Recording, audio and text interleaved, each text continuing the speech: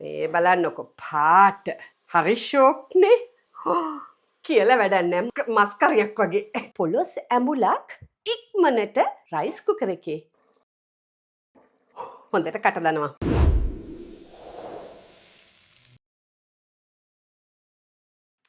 අයුබෝවන් ඔබ සැමෝටම සුබ දවසක් ඕගොල්ලෝ මීට ඉස්සෙල්ලා හදලා තියෙනවද පොලොස් ඇඹුලක් රයිස් කුකර් එකේ ඔන්න මම අද ඕගොල්ලන්ට පෙන්නනවා කොහොමද කියලා පොලොස් ඇඹුලක් ඉක්මනට රයිස් කුකර් එකේ හදාගන්න විදිහ මේ බලන්න මේවා තමයි අවශ්‍ය ද්‍රව්‍ය මේසේ තියෙනවා පොලොස් දැන් මම ඕගොල්ලන්ට කියලා තියෙනවනේ ජර්මනිය අමාරුයි කියලා මේ ෆ්‍රෙෂ් පොලොස් ගන්න ඉතින් මම ඉතින් හැමතිස්සෙම පොලොස් හදනවා නම් මම ඉතින් භාවිතා කරන්නේ කෑන් එක දැන් මෙතන තියෙනවා ග්‍රෑම් 250ක් පොලොස් එතකොට මෙතන මගේ ළඟ තියෙනවා කෝප්ප දෙකක් වතුර එතකොට මෙතන තියෙනවා පොල් කිරි කෝප්පයක් දැන් මම පෙන්නන්නම් මේ පිගානේ මොනවද තියෙන්නේ කියලා මේ රෙසිපි එකට අවශ්‍ය බීලුණු ගෙඩි දෙකක් තක්කාලි ගෙඩි දෙකක් මිරිස් කරලක් මේ පෙපරෝනි මේක ටිකක් කට දානවා රම්පේ කැබලිසෝ අල්පයක් කරි ලීව්ස් මේ තමයි මම මේ වලට කියන්නේ පාස්ලි කියලා. පාස්ලි දාන්න අවශ්‍යම නෑ. ඉතින් උගලන් කැමති නම් පාස්ලි දාන්න පාස්ලි ඉතින් දැම්මම රහ ටිකක්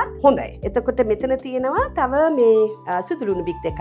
දන්නවනේ මේ මොකද්ද කියලා ගොරකා. දැන් මේ භාජනවල තියෙන්නේ මේක තියෙන්නේ රෝස්ටඩ් කරි පවුඩර්. එතකොට බැදපු කරි පවුඩර් මේක තියෙන්නේ මෙතන තියෙන්නේ මිරිස් කුඩු බැදපු මිරිස් කුඩු. එතකොට මේ මිරිස් කුඩු එක මේක බැදපු නැති එක මේක නිකන් සාමාන්‍යයෙන් ඇඹුලට පාට තමයි දෙන්නේ. මෙතන තියෙනවා කහ ටීස්පූන් භාගයක්. මෙන්න බලන්න හාල් පොල් බැදුම මගේ තියෙනවා. මේස හැන්දක්, අපල් සයිඩර් විනිගර් මේස හැන්දක් ගත්තා. ලුණු. ඔයගොල්ලෝ දන්නවද මේකේ මොකද්ද තියෙන්නේ කියලා? මම පෙන්නන්න. මාත් එක්ක වැඩ කරනවා යාළුවෙක්. ඒ යාළුවා ඉන්දියන් යාළුවෙක්. එයා කවදාක්වත් ගී ගන්නෑ කඩේ. එයා ගෙදරම හදනවා ගී. එයා මට හැමතිස්සෙම අවුරුද්දට සැරයක් බෝතල් දෙක තුනක් දෙනවා. ඉතින් මම මේ රෙසිපි එකට අද ගී තමයි භාවිතා කරන්නේ. මේ සැන්දක් මම භාවිතා කරනවා. එහෙනම් ඉස්සෙල්ලම කරන්නේ මම මේ ද්‍රව්‍ය ටික ඔක්කොම පුංචි කැබලි වලට කපා ගන්නවා. තක්කාලි ගෙඩි දෙක. මිරිස් කරල. දැන් මේක මේ මිරිස් එක සෑහෙන කට දානවා. ඔයගලන්ට ඕනේ නම් මේකේ මේ තියෙන ඇට ටික අරන් දාගන්න පුළුවන්. නැට මම ඉතින් ආසයි මගේ පොලොස් ඇඹුල ටිකක් කට දාන්න තියෙන්නේ. ඉතින් ඒක නිසා මම මේ භාගයක විතරක් ඇට අරන් දාලා අනිත් භාගයේ ඇට ටික තියෙනවා.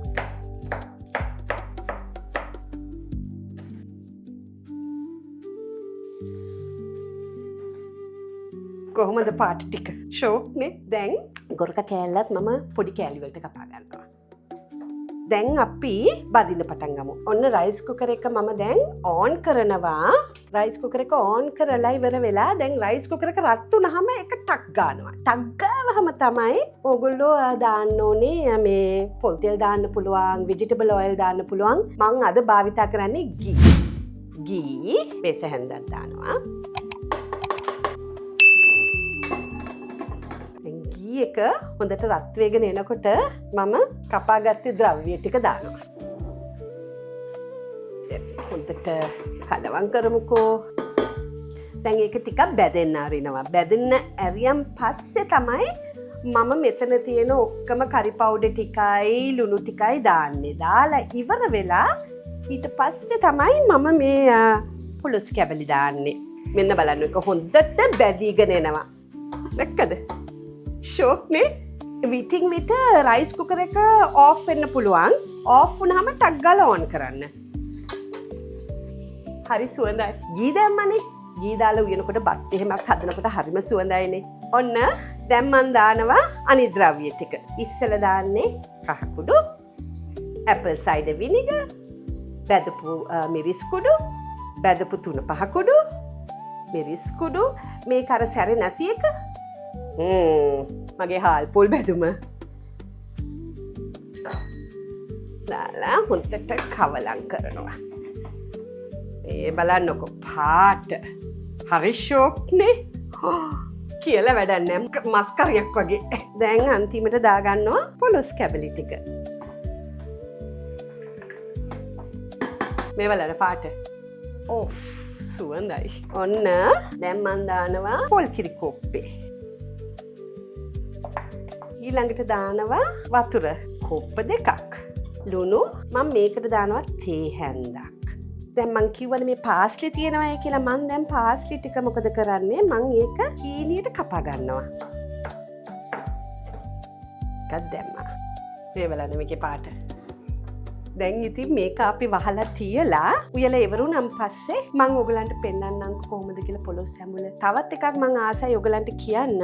ඔයගලන්ට ඕනේ නම් පොලොස් ඇඹුල ගොඩක් සොෆ්ට් විදිහට ගන්න වතුර කොප්ප දෙකක් දැම්මාම හොඳයි.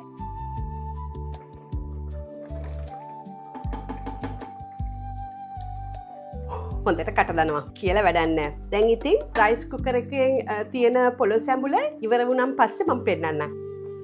දැන් පොලොස් කරිය දැස්ති. හරියට මස් වගේනේ. දැන් අපි පොඩ්ඩක් බලමු රහ කොහමද කියලා වැඩක් නැහැ. හරි රහයි. මෙන්න මේ විදිහට තමයි ඕගලන්ටත් මං වගේ රයිස් කුකර් එකේ පොලොස් ඇඹුලක් හදන්න පුළුවන්. එහෙනම් අනිත් පාරත් තවත් රසවත් රෙසිපි එකක් මං ඕගලන්ගේ ගෙදරට ගේනකම් මම ඕගලන්ට සුබ දවසක් පතලා අයිබෝවන්.